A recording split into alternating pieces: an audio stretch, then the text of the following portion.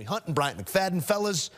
I know we're going to get to the sacks and where this domination started, but I can't help but look at the poise and execution of the Los Angeles Rams on this night. Given all that they went through this week and the change in scheduling, the change in plans, so much up in the air, what did that tell you about this group in that room, Mac? Sean McVay, you know, he's one of the best coaches in the National Football League. I've been singing his praise the entire season. I feel like he's the best coach in the NFC.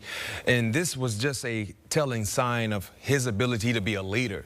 And so many things that were going on that were not directly a part of the game. Still trying to keep his players dialed in. When players were dealing with family issues, not knowing exactly if their homes would be intact, but yet and still coming up with a quality game plan, and most importantly, getting his guys to execute from start to finish was very, very impressive, because when you look at everything they had to go through just to get to this point, clearly they were in uncomfortable situations. But sometimes in terms of having great leadership, they can really make you feel comfortable while being uncomfortable. And that's what we saw today. And they kind of made us forget about everything they've been going through when you watch them go out and perform and do so in a high rate. Playing with a whole lot of joy in this one, and hopefully some joy brought to those affected by the fires in L.A. watching their team win in this way, Emery. Their largest win this season was by 10 points. This was not the way that Los Angeles wins football games. What got into them today? Well, again, B-Mac touched on it. They won with execution. And a lot of times we hear coaches talk about, oh, I didn't get my guys ready to play today, it's on me. Well, Sean McVay got his guys ready to play, and they dominated the point of attack, which is where football is won or lost. And we saw 9 sacks on Sam Darnold. They got off the field on third downs. They forced turnovers, so he had his team locked in, ready to go. And what I thought was impressive the most is that they made the plays that were there to be made. If they had an opportunity to sack Sam Darnold, obviously they did that. If they had an opportunity to turn the ball over, they did that multiple times. We saw the fumble recovery for a touchdown. We saw the interception by Kobe Durant. So he had his team ready to go from start to finish. So for these 3 hours, they were locked in, mission accomplished. Ran the ball well, threw the football efficiently, and also dominated up front. Let's not forget this is a team that also started the season 1-4. They are now playing in the divisional round. They will take a trip to Philadelphia. We will preview that matchup in just a bit. But, Mac, 9 sacks ties a playoff record. Were they running games up front? What were you seeing? Was that just man-on-man physical domination? We saw a little bit of all of the above. Quality stunts being ran, great execution, TE stunts, and then just playing my man is better than your man football. And if you don't know anything about Jared Verse, you better get prepared to understand a bull rush will come at some point in time. And that's who he is, one of the more physical, dominant edge rushers in the game. They have so many outstanding individuals, but the thing that I love in what we've seen from the Rams, not just tonight, but the entire season, their oldest member on the defensive line is in year 2. Think about that. Think about the youth movement that we're watching. Moving on, well, Aaron Darnold moved on from them. Touched Sam Darnold at some point in time. So if they can continue with that mindset, I mean, this team has a fighting chance, because we know one thing about the Rams, they will be well coached. It's about executing and dominating at the point of attack, and they did so in the trenches on the defensive side today. Well, I'll say this, too, because we kind of peel back the curtain on what they look for in the draft, right? When you think about defensively, you talk about what they ran up front, the different stunts or games or whatnot, but these guys were all technically sound, winning their individual battle. We saw a great spin move by Braden Fisk on one of the offensive linemen. Nice setup, then spun back around, got pressure. We saw Jared Verse hit a guy with a 1-2, then a straight bull rush, and then on offense, Puka Nacua learning how to win one-on-one underneath. We saw Tyler Higbee do his job, get hurt, but then someone else stepped up. So you start to see the Rams show their hand in terms of why they are such a successful organization with McVay, with Les Snead, with their coaches, because they identify talent, the right type of guys. They go out and get those guys that can win those one-on-one battles, and every individual collectively played together as a team, but individually they were winning consistently 11 on 11 across the board. I keep having the Denny Green ring in my head as it pertains to this Vikings team. They are who we thought they were. Maybe not this season, because we thought very highly of them coming into this game, but the quarterback, questions lingered of what he would be in the moment. The team that so historically has had their heart broken. Minnesota doesn't get the credit they deserve for some of the heartbreak they've been through. They're the 8th 14-win team to lose a playoff opener. It's a 14-win team. They lost to 2 teams this season, the Lions and the Rams. They just happened to do it twice to both. Emery, where do you begin to dissect what went wrong on this day for the Vikings? You say cut the head off the snake and the body dies. Well, they upset the head of this offense, which was Sam Darnold. He was antsy from start to finish. So when you got an anti-Sam Darnold, we saw what that looked like in New York, and that didn't work out for him there. And we saw it manifest itself in this ball game because he wasn't under control. He wasn't confident. He wasn't the Sam Darnold that we saw for the regular season. The ball was coming out late, inside. That's the interception by Kobe Durant. A lot of times he was holding the football a lot, and that caused some of those sacks. A lot of it wasn't on the offensive line, and they were out of sync on offense. They couldn't really run the football.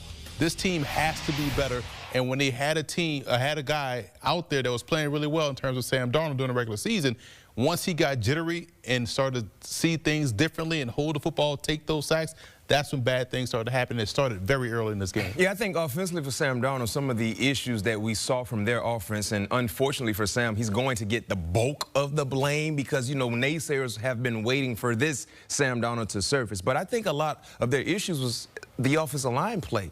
They did a horrible job in protecting the quarterback. Now, granted, Sam Darnold did hold the football a little too long. But when you look at the offensive line, you got to hold up a little bit just for your quarterback to get comfortable. He never got a chance to get comfortable. You talk about surrendering 9 sacks in a game. They gave up 6 at halftime. I mean, that's losing football. There's only so much your quarterback can do. That is the ultimate neutralizer for any quarterback. I don't care who you are. You can be the Pat Mahomes of the world, Josh Allen's of the world. If you don't protect them, they're not going to be successful. Not to mention a guy in Sam Darnold who is overly athletic, but for whatever reason, he does not want to run. Get out of the pocket. We've never seen that. So what we saw in tonight's matchup was a quarterback not seeing the field well, offensive lineman not protecting. And they get off to a slow start. That snowball got bigger and bigger and bigger as it came downhill, and it was too late. I can't let Kevin O'Connell off the hook. You took the words out of my mouth. The decision before the half. Number one. To go for it at midfield, put 7 more points on the board and made that hill 7 points bigger to climb. It was 21 at halftime instead of 14. Then the unnecessary challenge on the perceived fumbles. Desperation. Some desperation. So those 2 plays, you lose that timeout. But you're right, that one before the half changed the entire complexion of the game. That's why I asked the question, where does the picking apart begin? Because everybody can be pointed to in a loss of this ilk. And unfortunately, as you look to the past of the Minnesota Vikings, it's something we've seen before. The Vikings were 13-4 when they lost that game at home to Daniel Jones and the Giants just a couple years ago. Daniel Jones on the sideline for this one. Life is a flat circle. We find ourselves right here in this moment. I have to ask the question here, fellas. What have the last 8 quarters meant to Sam Darnold's future in Minnesota and in this league? Because you're talking about massive quarterback contract, like not reset the market, but they're amongst the top 15 paid players at the position. Then Detroit happens, you're talking franchise tag. Now you're talking what, Emery? Well, he hoped he was going to parlay this into a Geno Smith situation where he got hot at the right time. Toward the back end, we always love to say people remember what they saw last. In the last 2 games, those numbers that we showed up on the screen does not look like a guy you want to give that full-fledged multi-year extension to. It looks like a franchise tag, a guy that you can still trust within this scheme, within the system. Hey, we can improve the offensive line. We'll get things healthier and better up front. But mostly, we're going to hope that you can hold the fort down until we get our first-round pick ready to go, and that's what's going to have to happen. Yeah, Emery, I'm right there with you, because leading up into the last 8 quarters of play, it felt like he was in line to get an extension. Maybe a 2 or 3 year deal, who knows, but he was clearly en route to get that extension. But you look at the bad ball, not solely on Sam Darnold, right? They didn't lose to Detroit all because of Sam Darnold. They did not lose tonight against the Rams all because of him. But in terms of his future with the organization, I see more of a franchise tag as well, because you want to keep Sam Darnold around, not knowing what you have in your young quarterback in J.J. McCarthy. See, the thing about J.J. McCarthy this season, because of that injury, he hasn't really been able to get on the grass to really get out there and throw routes to the wide receivers. You're a rookie next year. Yeah, he will be a true rookie next year because he hasn't played. So you can't really just give him the keys to the car, not knowing exactly how he will look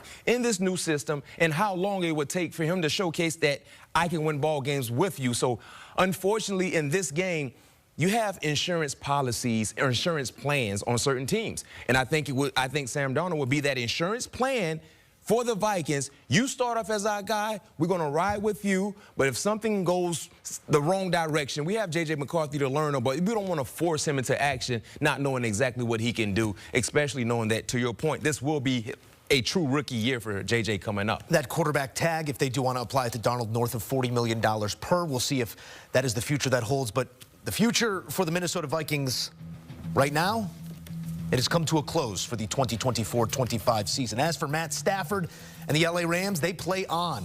And what a change of scenery can do. With Detroit, those few trips he made, it was a struggle. As a Ram, a Super Bowl ring, and now another divisional task. And this one in Philadelphia. Could he possibly find himself in Detroit once again? Let's not get ahead of ourselves. Xin chào tất cả các bạn đã đến với kênh YouTube của mình. Video ngày hôm nay mình sẽ lại đi tô màu những bức tranh con vật, động vật và những bức tranh phong cảnh gì đấy cho các bạn xem nha. Đây là những bức tranh mà mình đã tô màu xong rồi này các bạn ạ. Ở đây là trên bàn của mình còn rất nhiều những sản phẩm của mình đã chuẩn bị tô màu các bạn đây. Nhưng mà tô màu thì không thể thiếu được những hộp sáp màu này. Đây, những chiếc màu đài màu sắc này các bạn ơi. Và bây giờ các bạn hãy cùng theo dõi mình tô màu cho sản phẩm nha. Xin chào tất cả các bạn. Bây giờ mình chi tiết tô màu nha các bạn.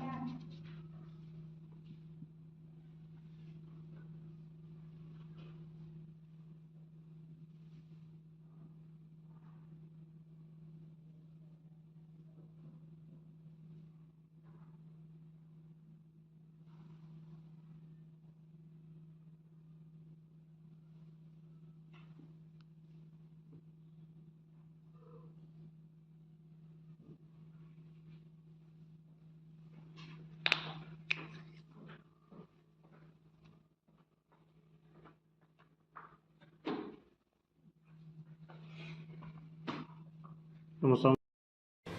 Xin chào tất cả các bạn đã đến với kênh YouTube của mình. Video ngày hôm nay mình sẽ lại đi tô màu những bức tranh con vật, động vật và những bức tranh phong cảnh gì đấy cho các bạn xem nha. Đây là những bức tranh mà mình đã tô màu xong rồi này các bạn ạ. Ở đây là trên bàn của mình còn rất nhiều những sản phẩm của mình đã chuẩn bị tô màu các bạn đây. Mà tô màu thì không thể thiếu được những hộp san màu này. Đây, những chiếc màu đài màu